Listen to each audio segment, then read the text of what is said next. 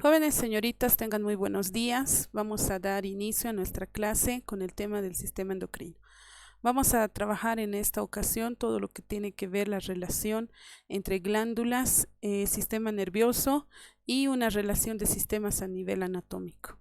Entonces vamos a empezar haciendo una conceptualización de lo que es el sistema endocrino. El sistema endocrino es uno de los sistemas principales que tiene el cuerpo. ¿Para qué? Para comunicar, controlar y coordinar el funcionamiento del organismo.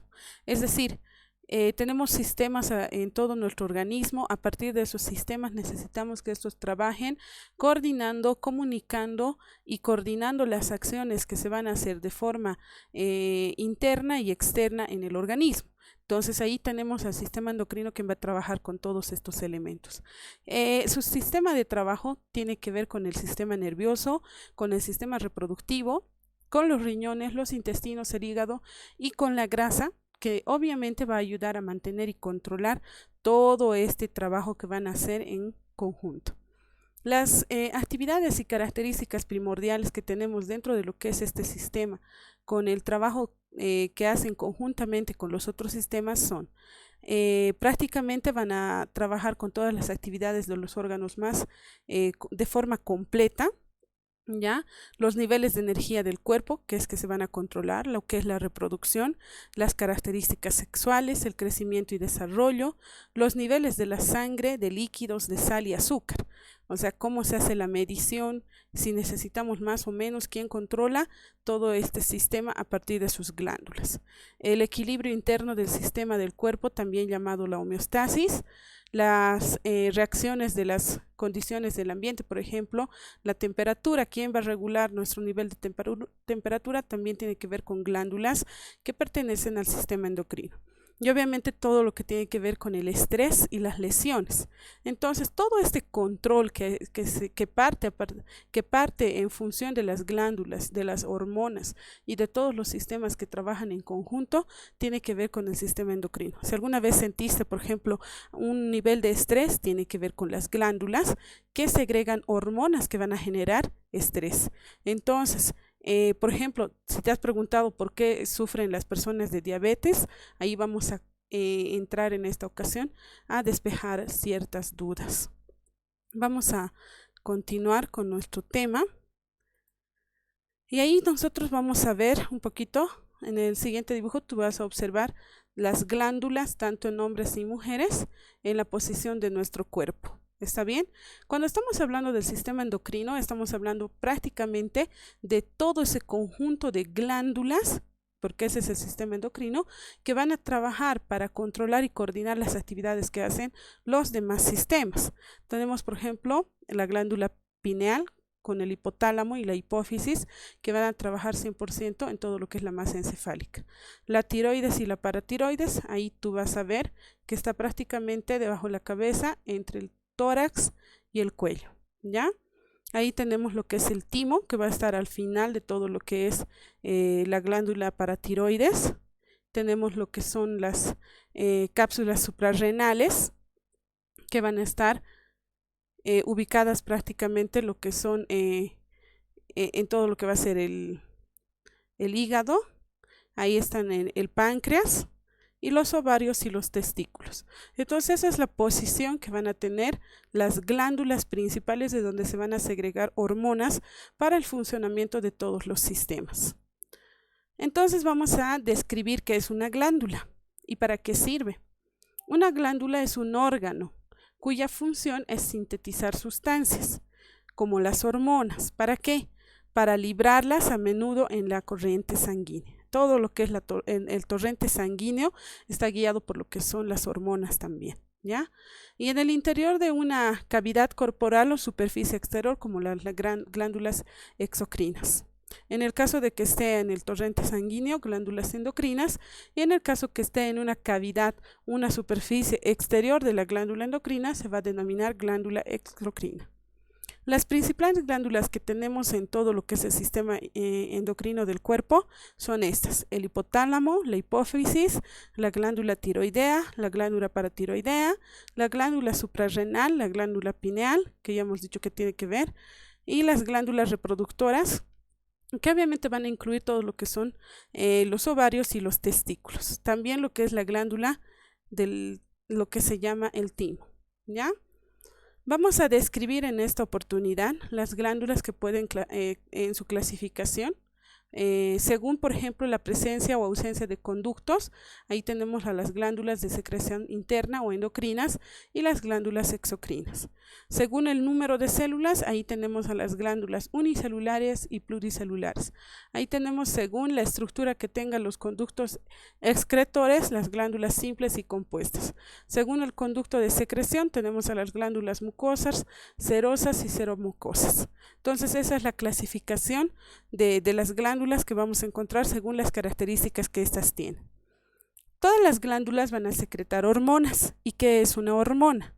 Es una sustancia química específica producida por un órgano o unas determinadas células del mismo órgano que se van a transportar por circulación de líquidos, ¿ya?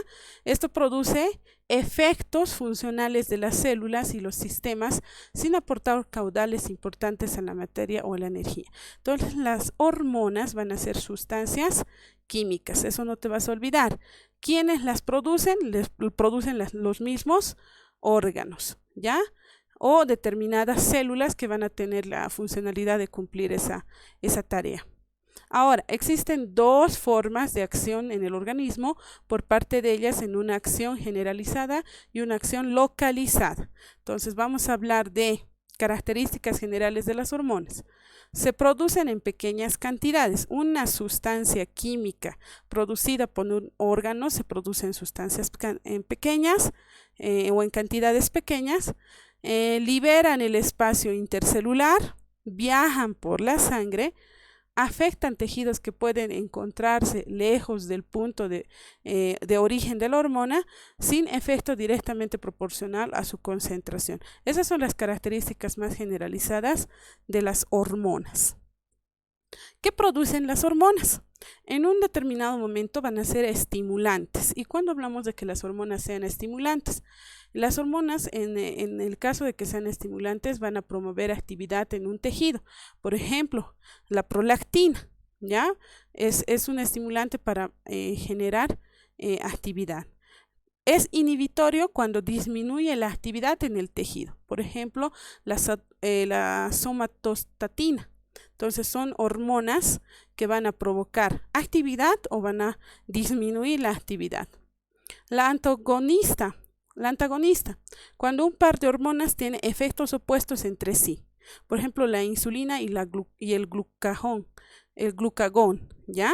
Entonces, son hormonas que van a prácticamente se van a repelar. Son como dos polos opuestos, estas dos hormonas, ¿ya? Cuando estamos hablando en el efecto de sinergista, cuando dos hormonas en un conjunto tienen un efecto más potente que cuando se encuentran separadas, ¿ya? Ahí tenemos la GH, la T3 y la T4. Ya más adelante van a saber cuáles son esas hormonas.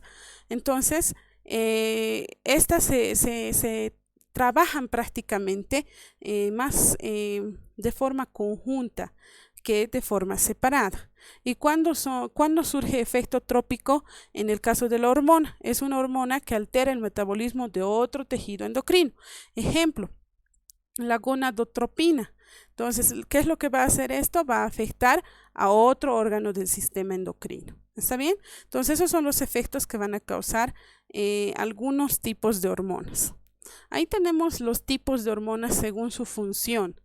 Estamos hablando de hormonas, no de glándulas, ¿está bien? Las glándulas producen hormonas. ¿Y cuáles son estos tipos de hormonas? Vamos a encontrar según su función. Tenemos a las hormonas trópicas, a las hormonas sexuales y a las hormonas anabólicas, según su función. Cuando hablamos de hormonas trópicas, ¿ya? Apuntan solo a otras glándulas endocrinas y estimulan su desarrollo y secreción. Que cuando hablamos de hormonas sexuales apuntan a los tejidos reproductivos, simplemente a los tejidos reproductivos.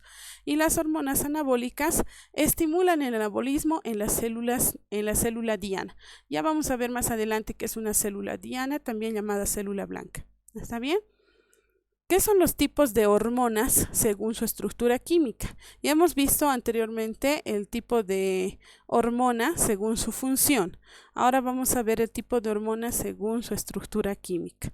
Aquí tenemos según la estructura química a los esteroideas, a las hormonas esteroideas, a las proteicas, a las péptidos, las que son no esteroideas. Llegarían a ser las derivadas de aminoácidos simples y los glucocorporales. Glucocorporal.